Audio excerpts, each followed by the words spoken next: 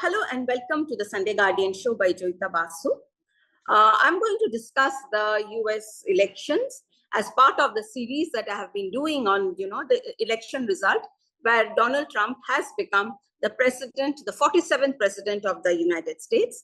Today, I have a very special guest with me, Tom Paskal, who is former science writer and broadcaster for the Canadian Broadcasting Corporation. He's also former associate editor of the Montreal Star, which is the city's major metropolitan daily at the time. He's an award-winning screenwriter. He has also been writing for us in the Sunday Guardian, and he has a major long-term interest in the philosophy of human nature. Welcome, Tom, to the show. Thank you. A pleasure to be here. Nice to see you. Yeah, it's a privilege to have you here. Now, Tom, you are a self-confessed Trump fan. I mean, you were saying since the beginning of his political career venture. What made you a Trump fan? I just, I thought I could see into his heart at the beginning. I thought his heart was in the right place. I thought he was sincere in the things he was saying. And I thought it was amazing that someone with all that power was prepared to take on such an unpleasant attempt. And that's how it come. It's just I believed in him from the beginning, just by looking at him, by watching him. So tell me, what is special about this election that happened?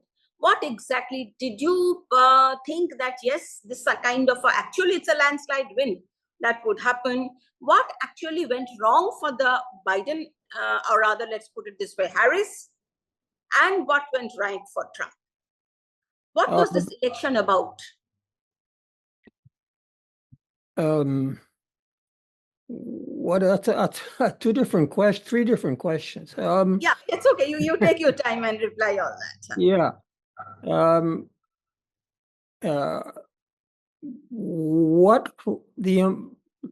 What went right for Trump was it sounds insignificant, but it was a particular group of youngsters called Turning Point who went into the universities and made it cool to be a Trump fan,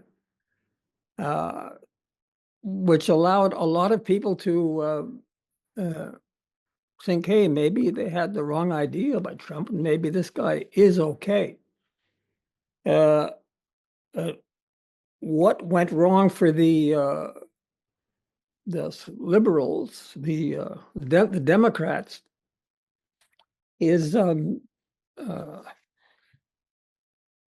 they had spent. I have to back up a little bit. There's a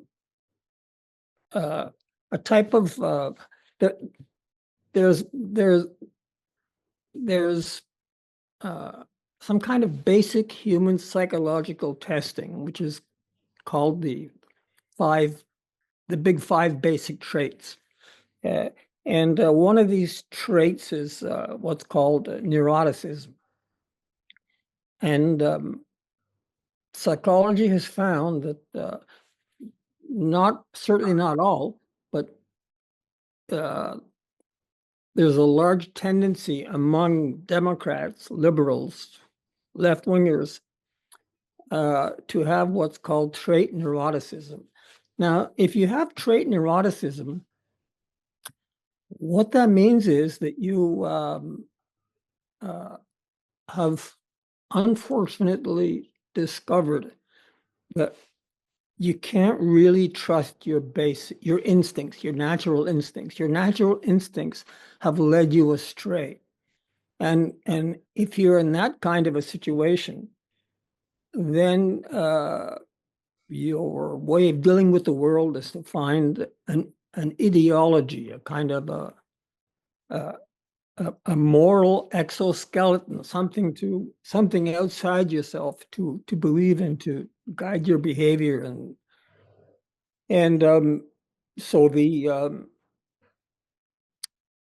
there are good things about that, and there are bad things about that. And one of the bad things is that by believing in that, and believing that what you are doing is right, it's a kind of you also believe that the ends justify the means, and you believe that, and you end up feeling morally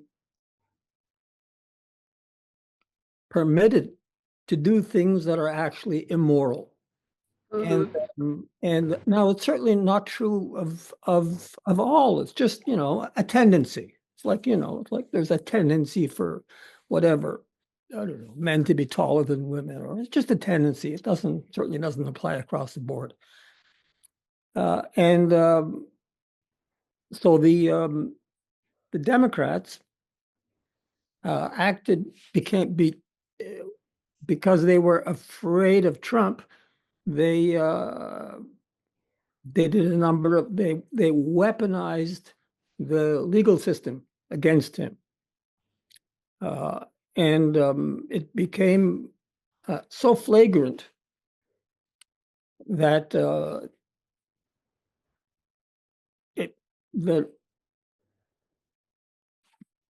normal people could see that what was happening was wrong. It just didn't feel right. Now there was actually a much bigger bad thing happening, which was the war in Ukraine, which still hasn't permeated the public consciousness about how evil that was.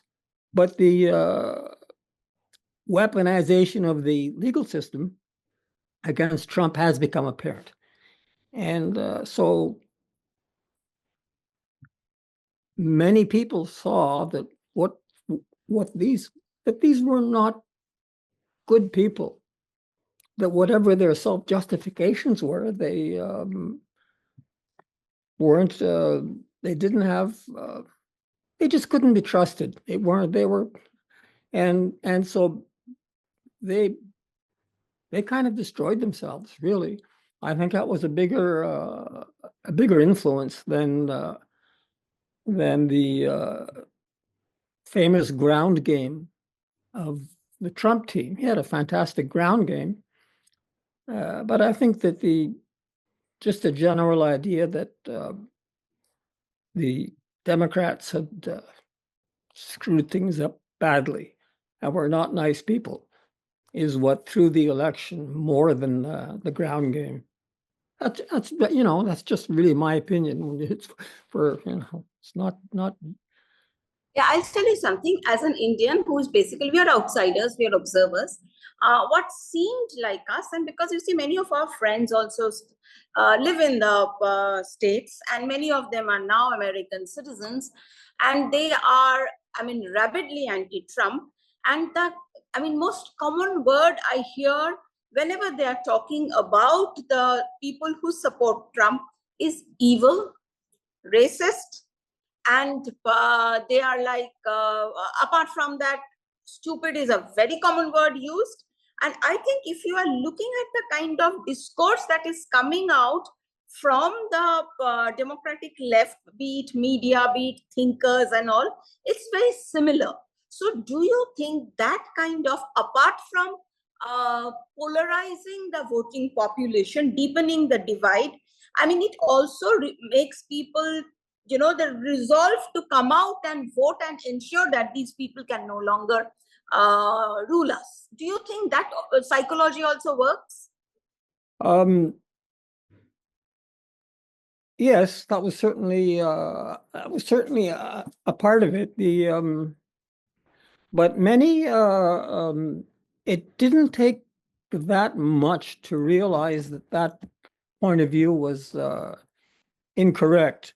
Trump did a lot of rallies, and people could see the people at the rallies, and they were all normal, nice people, and people could see that Trump wasn't calling for any evil kind of stuff. So people just and they realized, of course, that the legacy media, the mainstream media, had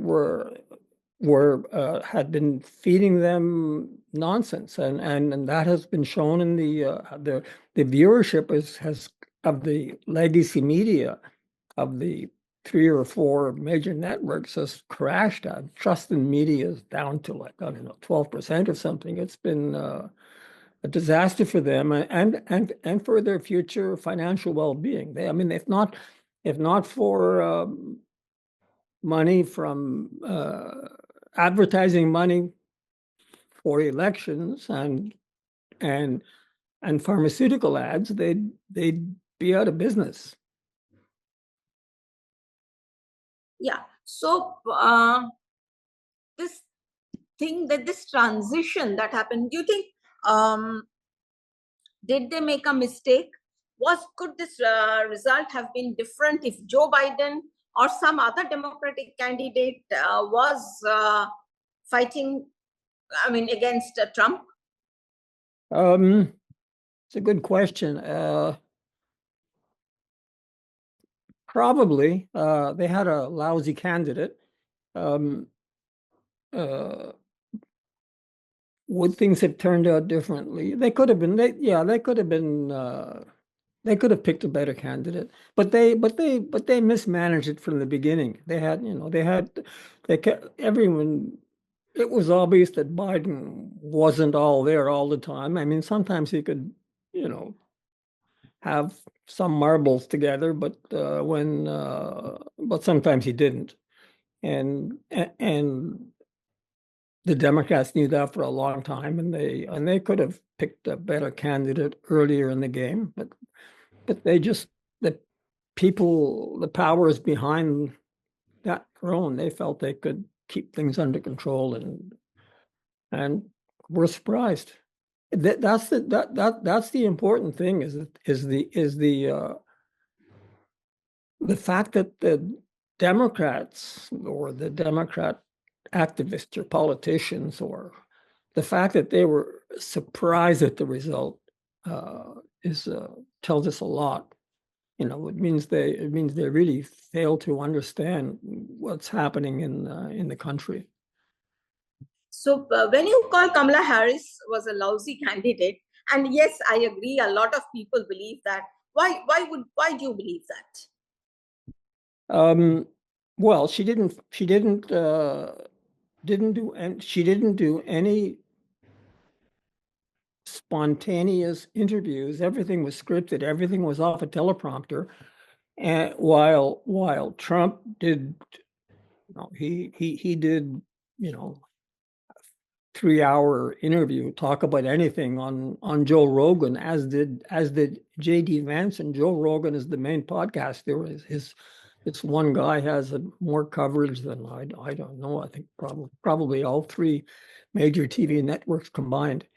And Trump wasn't afraid to go on there and say exactly what he thought, and Vance wasn't afraid to do it. But Kamala Harris certainly was afraid, or was told not to, or for whatever reason didn't do it. And they so in one sense, it was like a kind of a battle between new media and old media, with the old media losing and the new media winning.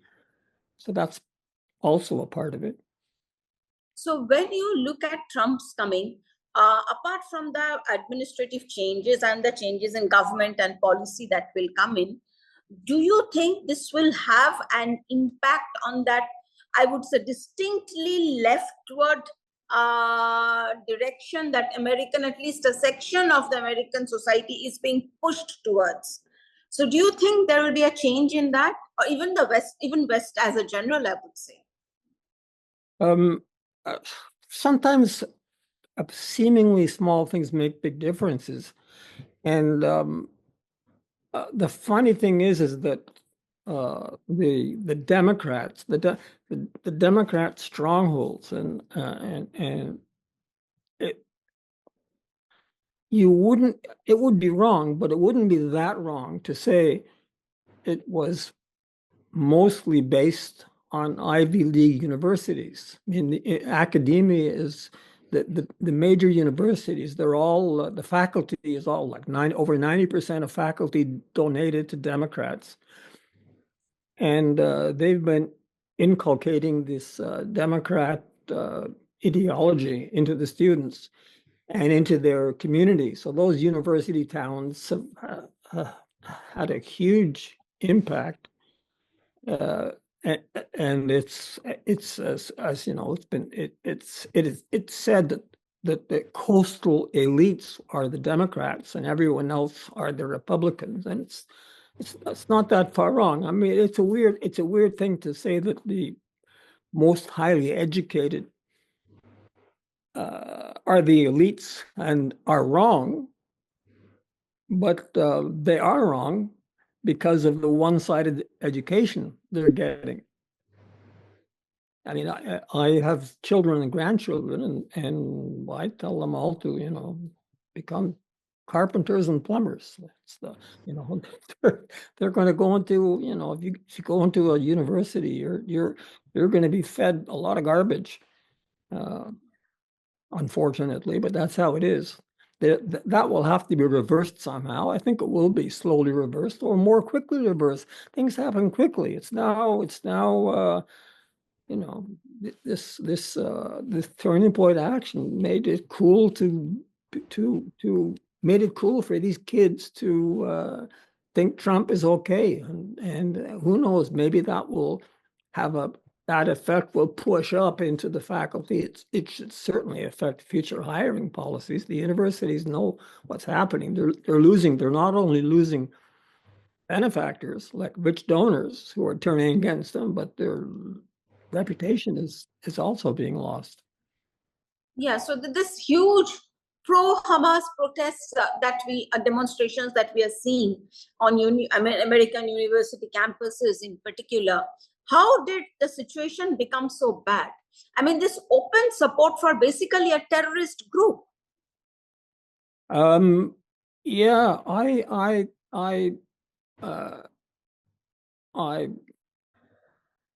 it's really my personal opinion. It's not based on I can't give you numbers or anything, but I think it's money.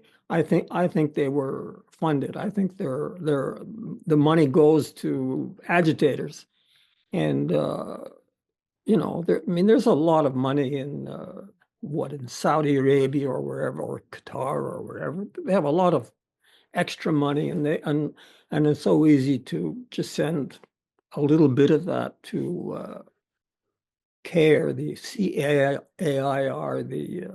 yes, CAIR. Yeah. So when you are looking at Trump's administration that is coming in, obviously there will be a deeper look at the kind of people who are already in place. But I'm also hearing that, there are certain American, I think Federal Reserve Chief and all, they are saying, we are not going to quit and all. How difficult do you think it is going to be Trump to basically control these forces who are not going to listen to him?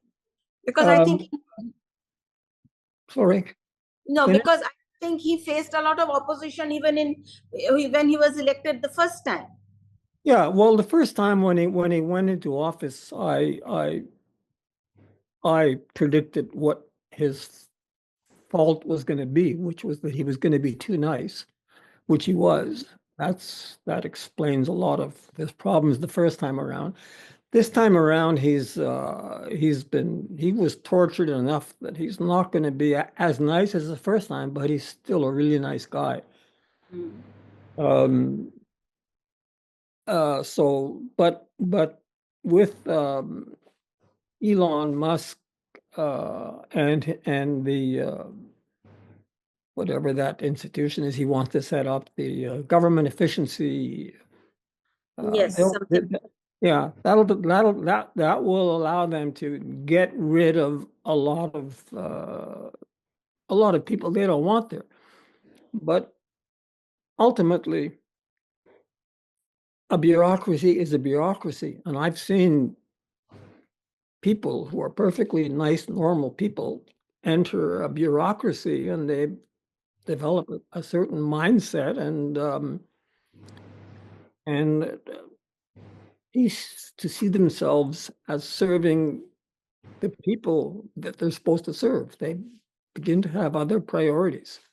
So, yeah, sure, it's going to be great in the beginning. I mean, we're all, well, many of us are looking forward to seeing how it's the fun we're going to have watching these people suffer who've caused so much grief. But of course, it's not going to be a long-term cure. But it'll be fun for a while. And then after that, what do you see? After that, for a while. yeah. How long does this while last? Well, all these whiles that we predict lasting, they always end up being much shorter than we predict. But this while will, I don't know, goodness. Well, look, the Democrats will certainly not give up trying to cause trouble. That will definitely go on. But it's a very fast-changing world in which we live, and it's changing faster all the time. And and we have no idea what's coming next. We think we do. We sit down and we say, "Oh, this happened. This happened in the past. This will happen in the future." But usually we're wrong. And not all of that's accelerating. And so the good that will come out of this, well, perhaps one good that will endure for a while. It's a strange kind of good, but it has made nationalism okay. And it's okay to believe in your country. And nationalism is ultimately our only defense against transnational forces like communism, or also, Islam is another transnational force. And nationalism is really the best way of dealing with outside forces that are trying to change your country to suit whatever their goals may be. And so being it wasn't cool to be nationalistic for a while. It was like not nice. It was like, but now it's cool to be nationalistic, and it's cool for men to feel like men and be men, and the toxic masculinity is a wrong way to look at us, and it's okay for women to try and be pretty and all that normal stuff that's been kind of considered wrong for some period of time. I think we're going to have at least a hiatus from those kinds of pressures. So there's a lot that good should last a while. There's Trump made an interesting pick in his vice president, J.D. Vance, and it's possible that Vance will last 8 years, will be president for 8 years after Trump. And if so, that will be an enormous change, because with 12 years of that kind of thinking, that will totally change the courts. The judges will, all the judgeships will have become more Trump-like. I hesitate to say conservative, because first of all, I'm not even really sure what conservative means. And I'm not sure Trump is a conservative. He's just more like a common sense guy who wants to do what's best for the most people. He certainly doesn't want war, which is a good thing.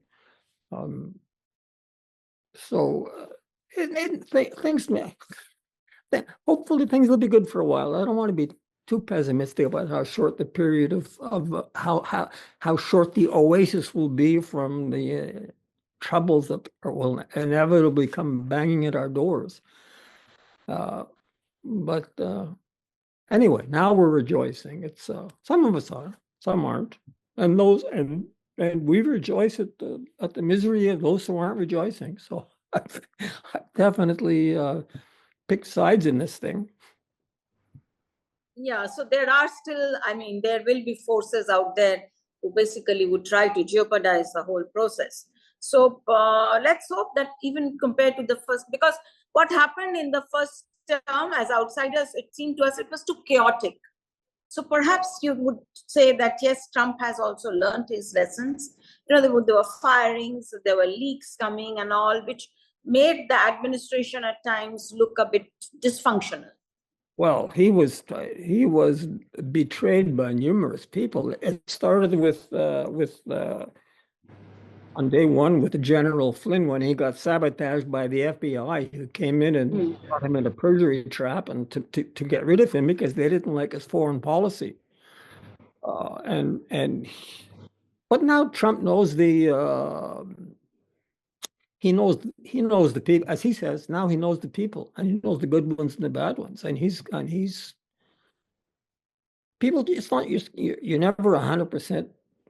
You can't be 100% confident when you're predicting how people will behave.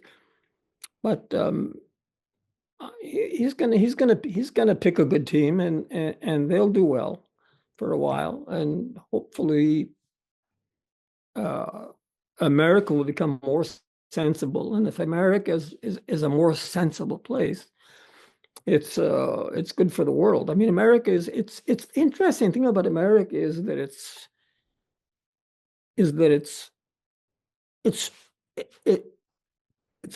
a large power, it's a large space, and because it's got oceans on two sides, it was kind of geographically forced to be a unity, and being forced to be a unity gave it this strong power. I mean, if it was like Europe made up of a bunch of different countries, then it wouldn't have the strength it has. But that's because of its geography. America got this power, and when America is being run sensibly, it's a good thing for the world. That's good. Yes, I can. I mean, I think that's so yes, there's a lot of reason to be optimistic about, and the world can also look forward to perhaps a period of peace, you would say? I think so. I think so. Yes, I think it's going to be harder and harder to justify wars. Well, the Ukraine war has been so unbelievably bad. I mean, there would be, people would say, "Oh, it's wonderful. We're giving $20 billion to Ukraine." Some people would say that without acknowledging that we're condemning 200,000 people to death, which is what it means. If you're giving $20 billion in armaments, you're condemning 200,000 people to death, and it's insane that, and that hasn't sunk in yet. It's just, and one reason for that war, I mean, I'm a real outlier on this, but I don't know anyone who disagrees with me because I haven't really spoken about it. But I think that America wanted Russia. Before the war began, the legacy media started running stories on how bad Russia was. To me, they appeared out of nowhere. And I said, what's this funny stuff going on? Why always bad Russia, bad Russia, bad Russia? And then I saw they were front running this war. They were, laying the justification in advance for a war. And where I'm the outlier is, or whatever, give this as much credibility as you want. I think that what allowed America or the Democrats to fund the killing of Russians is that I don't think that they wanted the optics of funding the killing of darker skinned people. I think that played a role in it. How big a role, who's to say? But with all the anti-racism talk, it's going to be hard to have a Democrat Party who's funding billions of dollars to kill people who have a darker skin color. It just they wouldn't be able to sell it. But killing white people, yeah, sure, that's okay. So there's kind of a strange thought I had myself on it. Everyone can evaluate it for their, however much, whatever they think is worth. But in answer to the question, that makes the future possibility of war less likely. It's not really an acceptable thing anymore. So I think we're that kind of peace, and with nationalism, populism, nationalism growing in Europe, and India has a good leader who's making Indians proud of India. It's a good thing. It's like just as good to have. It's just as it's good to believe in your family, it's also good to believe in your country. Absolutely. Absolutely. Thank you. So basically, we have reason to be optimistic about the world with Trump as US president. And thank you, Tom, so much for appearing on my show. And it was absolutely a pleasure and a privilege. Thank you very much. It was a pleasure talking to you, and I hope it is useful for you, interesting for the viewers. Thank you. Thank you so much. And thank you, viewers, for watching. Until the next time.